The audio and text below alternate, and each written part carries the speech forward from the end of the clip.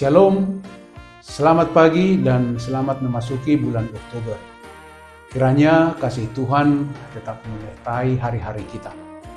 Sebelum melakukan aktivitas hari ini, mari terlebih dahulu terima renungan firman sumber hidup.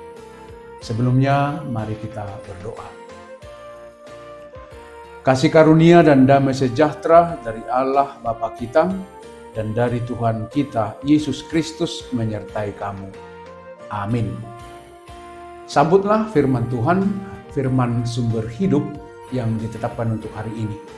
Tertulis dalam Kolose 2 ayat 14. Demikian firman Tuhan. Dengan menghapuskan surat hutang yang oleh ketentuan-ketentuan hukum mendakwa dan mengancam kita. Dan itu ditiadakannya dengan memakukannya pada kayu salib.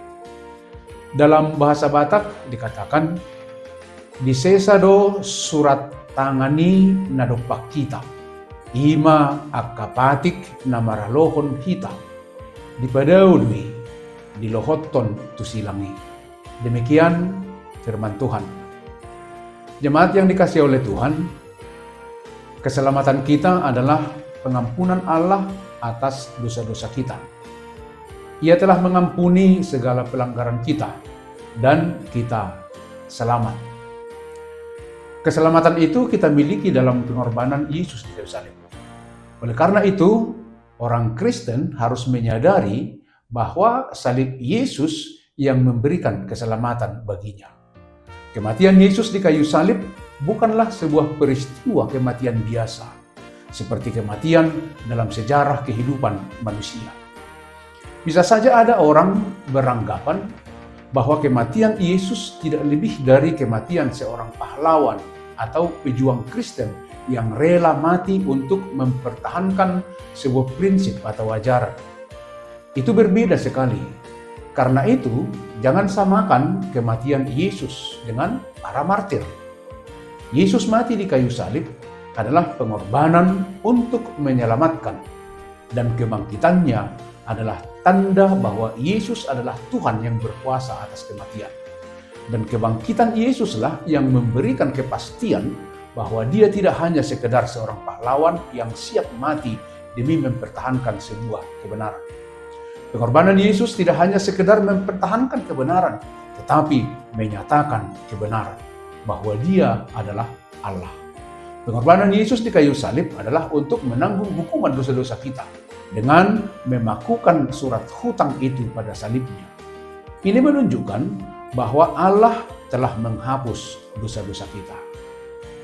Jemaat yang dikasihi oleh Tuhan, pesan berharga dalam firman sumber hidup hari ini adalah Tuhan telah menghapuskan dosa-dosa kita melalui kematian Yesus.